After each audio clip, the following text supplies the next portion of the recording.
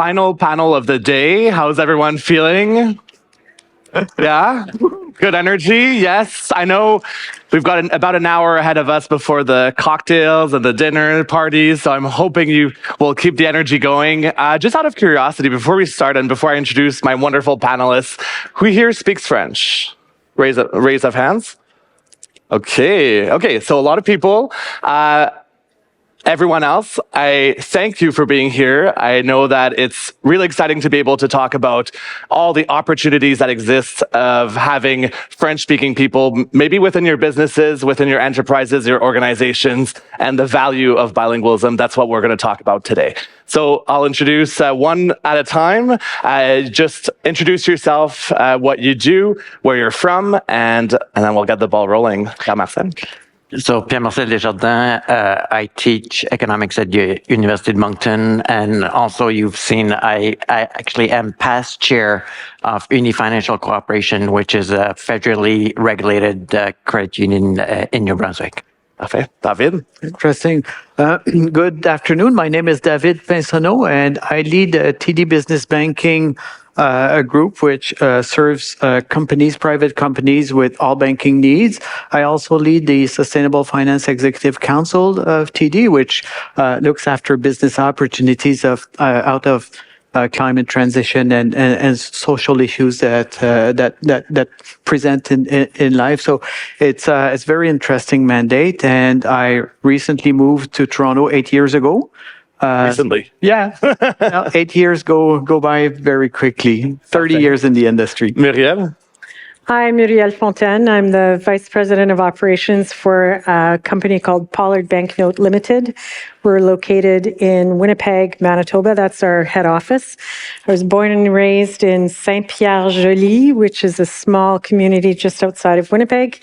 I have the pleasure of working with about 450 operational specialists in project management, creative art, manufacturing, scheduling, logistics, and finishing. And last but not least, Anne.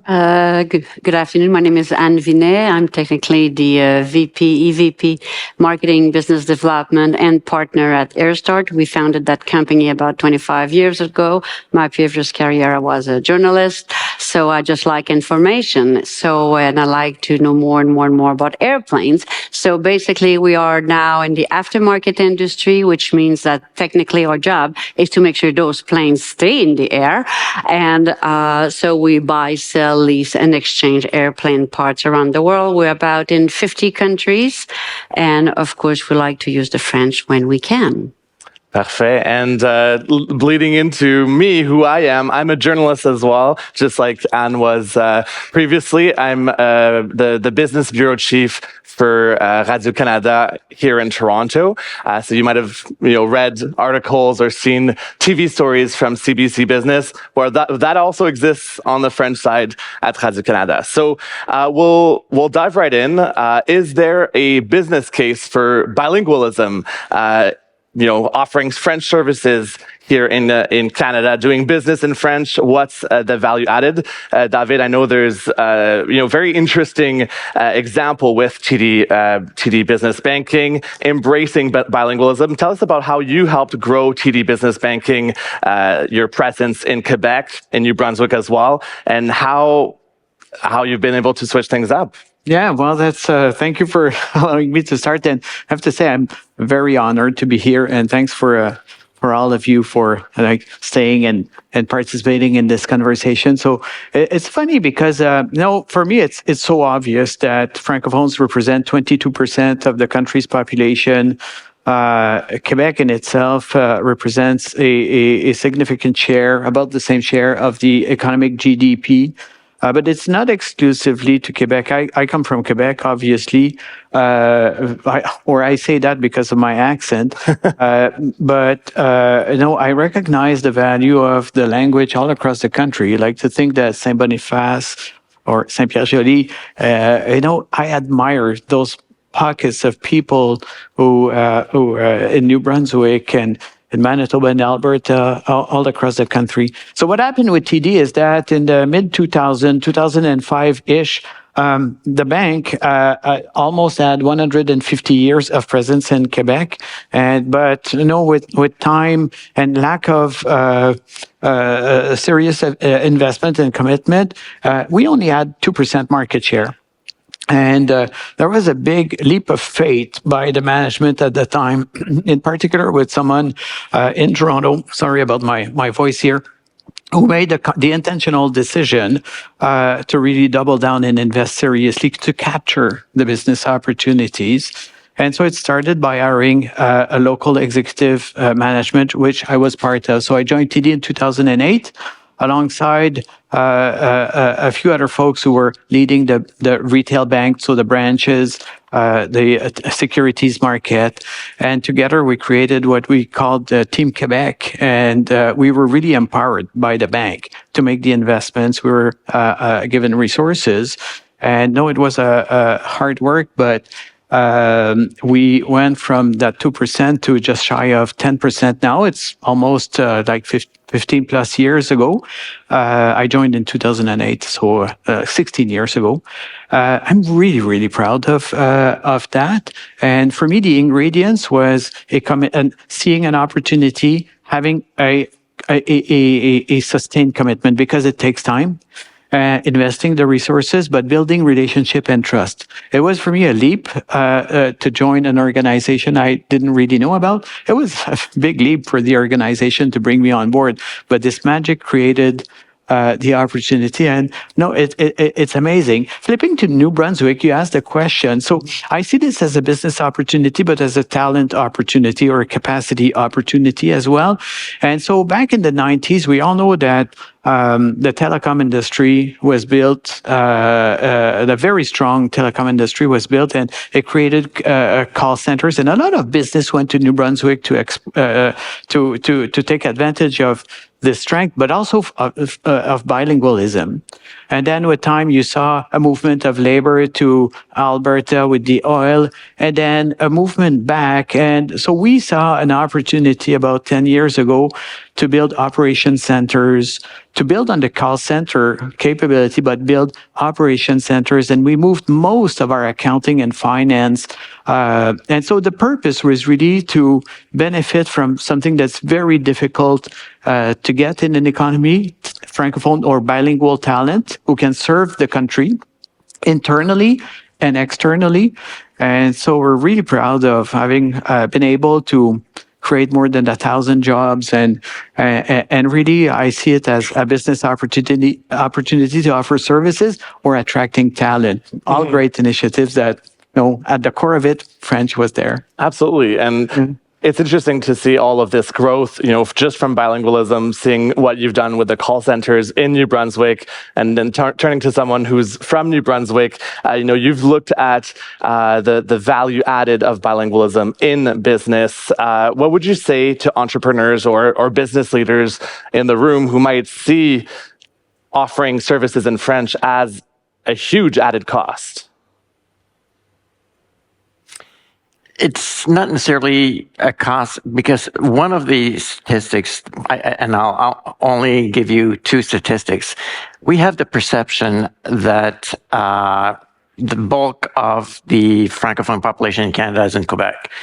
There's 1 million Francophones in the other provinces whose first official language is French. But on top of that, you've got an additional 1.8 million who can communicate in French. So the workforce is there. It's not necessarily everybody that needs to, and I'll get back to that later, but that needs to be bilingual. But what you have to have is the labor force that can offer you that bilingual or Francophone capacity, and it does exist. For example, you've got more than 300,000 people in Alberta that speak French. So the capacity is there, and it can become a true advantage, not only to do business within Canada, but one of the fastest growing market in the world is Africa. And what we see is the share of the Francophone population in the world is growing. So I like to look at the glass that's half full and not half empty, talking about offering bilingual services. Yeah, absolutely. Murielle, you've also seen tremendous growth within your own company, but also of your own company. Tell us about that, how bilingualism has allowed you to sort of climb the ranks of Pollard Banknote Limited, and how you've been able to sort of reach new markets thanks to being a Francophone. So that's a really interesting question, because I've been with the organization for 20 years, and Pollard Banknote had actually started the road down bilingualism before I even came. They purchased a printer in France. They had a pocket full of people who were able to communicate with our prospective customers in that language. We had 2 people. But ultimately, what ended up happening, because we work with lottery operators and it's a highly regulated industry, all the work that we do is won under RFPs. And oftentimes, the RFPs come to you in French. You have no choice but to respond in French. It's a criteria of winning the contract. You have to be able to work and sign a contract in French, and you need to be able to provide game specifics to the customer in that language. So the company had already started down that road. I was fortunate enough to start with Pollard in the mid-2000s, around 2005, and they already had a few customers like France and Switzerland, but we hadn't yet broken into the Canadian market. So I was fortunate enough to be part of the process, the RFP process, to respond to a bid for Lotto Quebec. And we were successful. And then we went out to do work in Belgium, where French is one of the 3 official languages there. So the business has grown from a little commercial printer to being the 2nd largest instant ticket printer in the world, not because of bilingualism, but in part because of bilingualism. And those contracts to this day are a significant portion of our revenue. Yeah. Anne, I'll turn to you because, as we've mentioned, as Pierre-Marcel has mentioned, Francophones are all over the country. Whether you're in a small town in northern Alberta or a small town in northern Ontario, here in Toronto, in Quebec, in the Atlantic provinces, they're everywhere. And for you, is it worth the investment to offer services in French, even where the numbers might not warrant it? I like that. I heard that so much in my life. But I mean, I cannot afford not to. So for me, you've used the word investment, and that's what it is. It's not a cost. We've never seen offering French services as a cost. It is a way of doing business. Because let's face it, modern business is all about relationship. I don't mind what other people say. And you try to establish a good relationship. You try to find a client base, and you try to maintain and to find out what will make your client happy or your potential client happy. Mm-hmm. So we find out that people, if you use their preferred language, well, that's a big bonus, because at the end of the day, everybody has a preferred language. And we found out that it was a big added value for us. It's a little bit hard to adjust, to be precise with the KPI, but I can tell you that for us, it's very important. Our company, I'm co-owner of a company where there's a Francophone, i.e. me. Of course, I live in Toronto, I speak English. And also I'm doing this with my husband, which is a new unilingual Anglophone. So this is an ongoing topic in my house and at work also.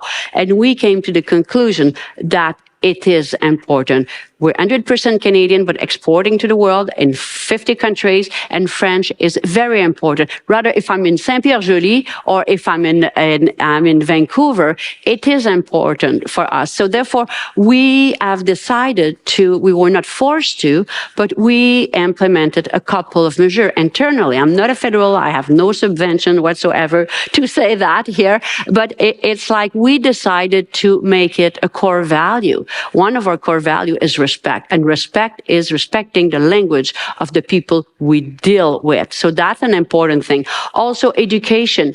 You know, we always hear, oh, I didn't have a chance to. Well, you know what? If you come work with us, we'll teach you. We'll pay for every time, everyone who wants to learn French, we will pay for the class for anybody who wants to take them themselves to learn French, because we understand that not everybody had that chance. Also, other thing that we do from a marketing perspective, as you know, in different countries, we will market, let's say, in French, in English. I'm going to Spain tomorrow. It's going to be in Spanish too. But in Canada, we will market on our marketing material. Let's face it, it doesn't ask that much work. Now you have translator, you have app, you have people.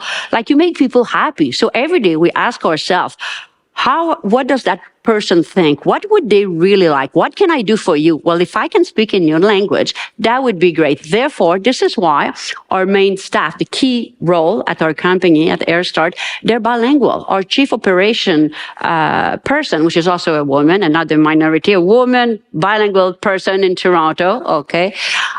She is a perfectly bilingual person. Therefore, she can deal with a lot of people and interact around the world. But it goes further, I believe, than whatever we think or what we're forced to do.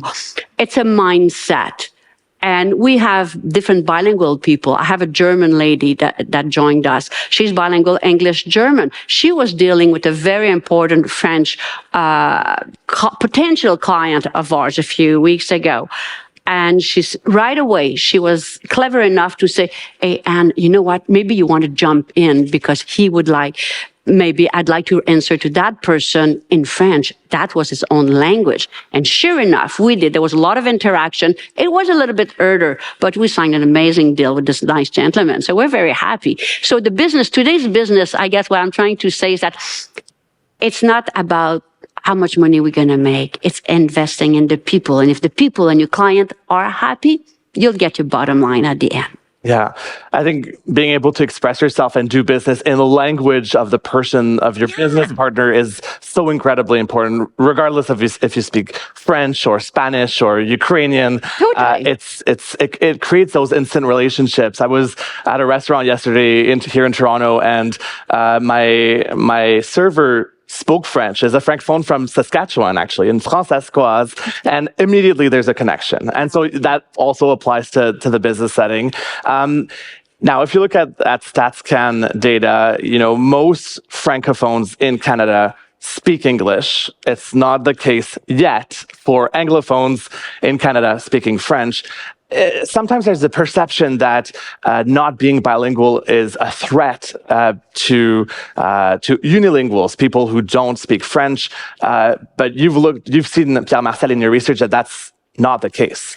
Exactly. If you look actually at the call centers in New Brunswick, the proportion of unilingual Anglophones working in call centers is greater than in the population in general. And the reason is technology. Because you call and press 1 if you want service in French, press 2 if you want service in English. So the technology can bring the call to the employee based on their skill sets, including language. So there are a lot of unilingual Anglophones in New Brunswick that have a job thanks to bilingualism. So that's, and there's another phenomenon, and I think you've got that all over Canada. It's immersion. And what you're seeing is the new generation that have gone through the immersion programs are often better at French than many Francophones are. So that's, and an anecdote, watching the Olympics, there are many Canadian athletes who are Anglophone, but did their interviews in French. Mm-hmm. And that shows that things are also changing on that front. Yeah. And I think it brings, if I may just add to that point, you have to ask yourself, is it that hard? Is it doable to offer French services in French? I think it's very doable. I was with a bunch of business people just like last week, and we just made some tests with AI. Somebody wanted to translate everything. It's there. Like it's in the old days, it would be awful, but now it's like there's so many things that you can do because of the technology. To your point, you know what? That if you put that on a scale in a graph, say how hard is it? We ask ourselves that in business all the time. Is it hard? Is it worth the energy? Well, listen, this is not that much energy. We spend way more energy on other things. Offering a French services, it's not the hardest thing to do, honestly. On the scale, doable all the way. It's very doable. So I don't think there's much. It's true. And technology definitely helps. AI is still not perfect. Oh, no, yes, I totally agree. But we're getting there. David, I wanted to ask you because many Quebec businesses, because of language, kind of are afraid to expand into the rest of Canada or maybe even into the US, which could be a huge potential market for them. And similarly, a lot of businesses in Canada or abroad are fearful of getting into the Quebec market, namely because of language laws. Why do you think that is, and how can we overcome that? Yeah. So that's a very accurate observation that I've been able to see time and time again. Language is certainly the biggest barrier, and it makes people uncomfortable to tackle external markets or to come to Quebec. But there's also, like, we live in a system where there's two legal systems, civil law, common law. So you need to adapt your framework or your business practices to a different legal system, a different regulatory regime, or different policies. And sometimes people unfortunately avoid the market to avoid making the effort. And I find that I completely support or I'm supportive of regulation to preserve our culture and language. But at the same time, it's making business very challenging at times. And so to break that, by the way, this has been my biggest opportunity personally to bridge the gap, because when I joined TD in 2008 in Quebec, I was really like I had an established, pretty much Anglophone customer base and bringing the Francophone market to TD. And then when I moved to Toronto, I was bridging the gap between the markets, trying to introduce people. And when to introduce people, and again, back to my examples, building relationship, building trust is key. And, seeing the opportunity and being committed to the investments, I think it's very worth making the effort, but it takes that. And to facilitate that, a good intermediary is very useful. So my number one suggestion to break the obstacle is to find the right partner, a local partner who understands the market realities, with whom you will have built relationship and trust so that you can join forces. And it opens up very interesting opportunities. Mm-hmm. So from your experiences, I'll throw the question to you as well. How do you bridge that gap with, the Anglophone market and the Francophone market in your respective businesses, Murielle? How do we bridge the gap? I don't know. We just do. We're in a. Is it easier maybe being in an Anglophone dominant, environment like Manitoba? Yeah, I was going to say we're a smaller population base. Like in Alberta, there's 300,000. In Manitoba, it's closer to 120 or 100,000. And so we find ways to develop infrastructure for ourselves. The Francophone community is very strong. There are organizations that support small business in growing their market. I had the pleasure of being a board member for the World Trade Center in Winnipeg for a decade. They have a really strong business support and offer tools for Francophones, businesses and individuals on how to go into different markets. And oftentimes it's helping people navigate, international trade or trade cross provinces. I would say that for Pollard Banknote, that's been well established. Really our business is quite limited in the way of customer base. There are only a certain number of lottery operators in the world, and we are a known commodity in that space, so we don't necessarily have to bridge the gap nearly as much. And we have positioned ourselves as one of two suppliers who can serve our customers in the language of their choice. Yeah. And I would say that we are the number one choice for our lottery customers, regardless of where we produce the work. One of our competitors does work in the UK, and if you happen to be working with the UK branch, you're going to speak English. Whereas for us, whether you're printing in the US or printing in Canada, you have the opportunity of working with bilingual customer relationship managers, commercial leads. Okay. And operational leads. Yeah, I totally agree with what you're both saying. We're doing it. We're going the same way because it's about trust. It's about those relationships that you try to build for a decade. And I mean, we do so much strategizing that this one is so easy. Just talk to your people in their preferred language.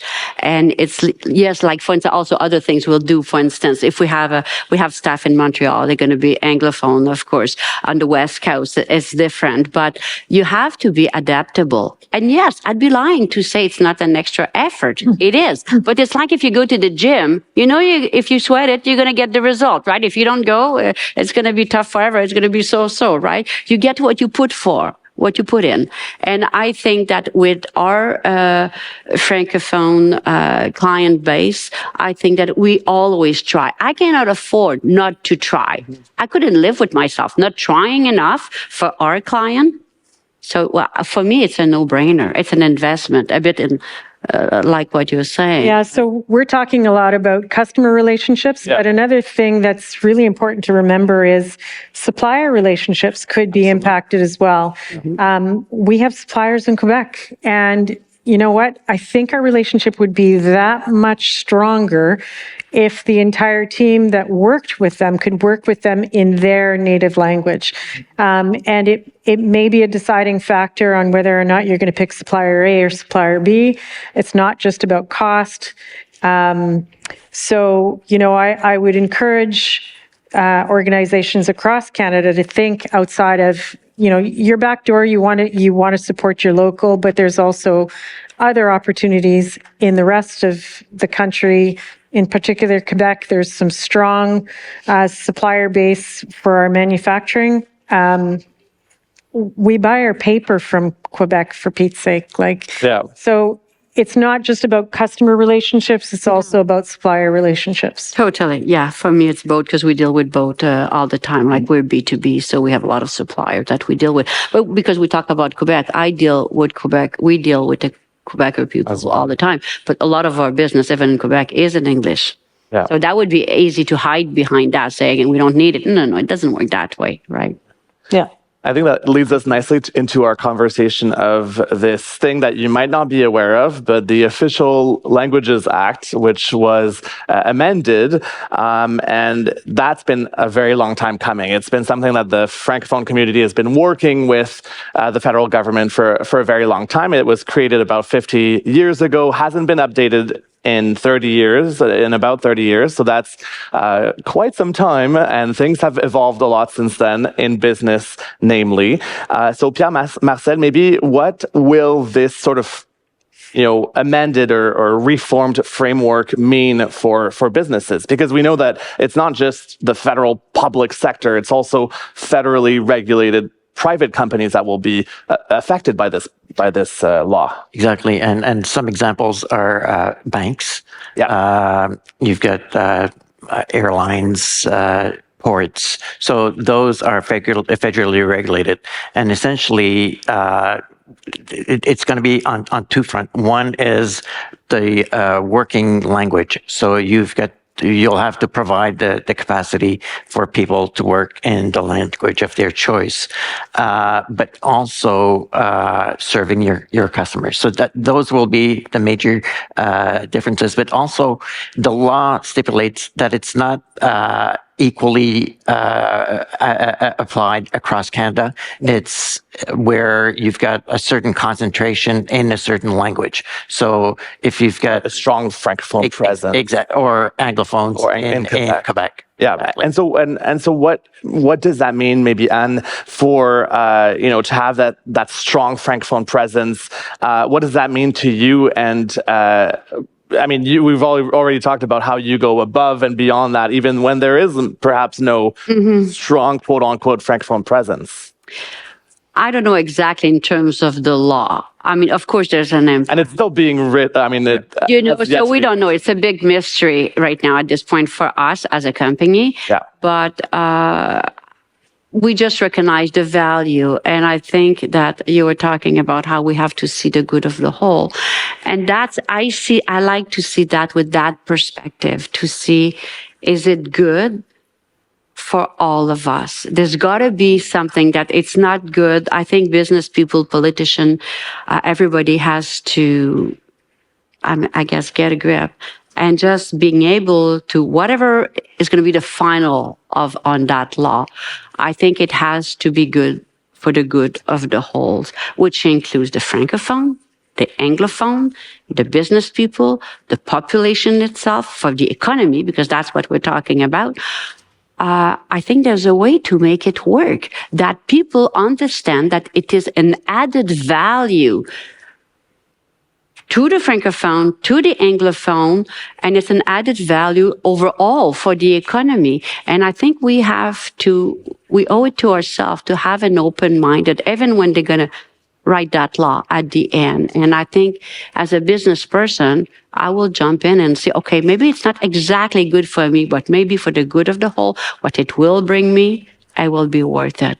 You know, I often compare it to a strange analogy is that, the women's cause, women in business, women on the workplace, there wasn't many. So we had to ask the men to involve them so that you guys could understand that we were added value of the market, that we brought something. We didn't penalize you. We just brought something different. And I like to think that the Francophone can bring something to the Canadian economy, to the local economy as a whole, for the good of the whole community. That's a bit my perspective. That's the way I sum up that law. Yeah. Obviously, the law still has to be hashed out. All the specifics, we're still waiting. But Murielle, maybe what kind of supports would you like to see? What if the politicians could hear us right now? What would you like to see in this law? What kind of supports would you like to see for businesses to be able to offer, a workplace environment in French and services in French? Well, it's interesting that you say, what would you like to see? Not as a direct correlation to the Official Languages Act, but there's already a ton of support out there for organizations that want to take that step into bilingualism. There's funding and grants and tax credits. Like, prepping for this thing, I did a little bit of research, and I found out that in Manitoba, there's an interactive digital media tax credit. Yeah. 40% of a bilingual person's salary could be a tax incentive. Who knew? We're in the digital space. We provide e-games. I'm excited. There's lots of those opportunities out there. There's universities across the country. You could develop internship programs with them. There's, chambers of commerce. You could reach out to the Montreal Chamber of Commerce if you want to, get into the Montreal market. The World Trade Centers across the country have networking capabilities. La Fédération des gens d'affaires francophones de l'Ontario, for people. Oui, that's right. Ontario. There's federal grants, provincial grants. There's all kinds of opportunities, and really, it's not that hard to dig into, because I just use my little chat GPT and out it came. Because I haven't had to do that in my professional career. So I just live and work in both languages, and it's not a big thing. But there are ways to make it as easy as possible, because it is an investment in time and in some cases money. but it doesn't have to be hard. You're not alone out there. And so I think the Official Languages Act just helps provide additional structure for those organizations, governments, private enterprise to really build upon what's in that act finally. Yeah. And David, do you see any? So if you don't, so you're talking about Bill C-13, I think, for the most part. But one other piece of legislation is Bill 96 in Quebec. So any business operating in Quebec, and many business operate in Quebec, they have to comply with instead of being federally regulated enterprise, it's business of a certain size, so larger business. And banks were, like TD, was already complying, but the bar was set lower. So now it includes a larger number of business. But I found it interesting. While we were going through this, we revisited all like the potential challenge that we were facing. We reviewed our documentation to make sure it was accurate. Like communication, translation. And I recall about 15 years ago being on stage in Montreal, receiving an award from the Office of the Language in Quebec. We were awarded Merit in French in the Workplace for setting up a translation department. But there are things that are easy, like having a representation of employees to serve customers, having the proper documentation, sometimes a validation of marketing material. What I found the most challenging for us to deliver is support to French-speaking employees from Ontario, because bilingualism is more difficult. And this is where there's an opportunity for Quebec and for New Brunswick to provide this talent. And so not to bring only the front line, but also some mid-office, back office to support the entire organization in those jurisdictions. Perfect.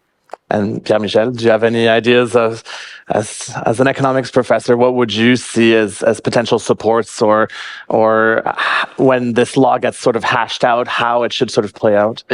Keeping in mind that it's going to be only a small set of businesses that are going to be affected by the law, because the labor laws will only apply to those federally regulated businesses, and often they're actually large employers. So, as you were saying, you've got the structure, you've got the means often within your business.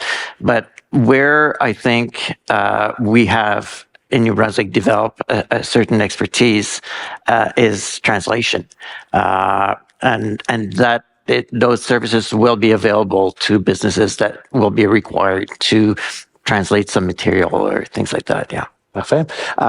So before we sort of end our session and all move on to cocktails, I'd just like to sort of go through my talented panelists, one key takeaway, maybe one lesson that you've learned over your career that you'd like to sort of share with business leaders here in the room about how, why bilingualism is an asset, why, how can French services be offered in your business? Anne? I think my first reaction is that, yes, it is definitely an asset. It's an investment. It's not a cost. You would have told me that 15, 20 years ago. I was not so sure, right? Now I do know it's an asset. And I think that we have to see it as an added value. And we have to be, as business people, be able to stand on our 2 feet and assume that it's up to us, not necessarily to count on this government, that grant, but to be able to assume that, you know what? It's a good thing to do that. It's for the good of the whole. It's good for my business. Let's do it. And I wish that more people would embrace that attitude, I think. But I'm flexible and try to adapt, so I respect the people that do not think like that at the same time. So that's a bit my takeaway here. Okay. I'd just like to say that for me, I think it's important to recognize that being where your collaborator is important. And what I mean by that is things are literally lost in translation. I can speak both languages, but sometimes I cannot find the term in English or in French, right? But if you're speaking to me in my native tongue, and I know that you'll get the gist of what I mean, the conversation goes a lot smoother.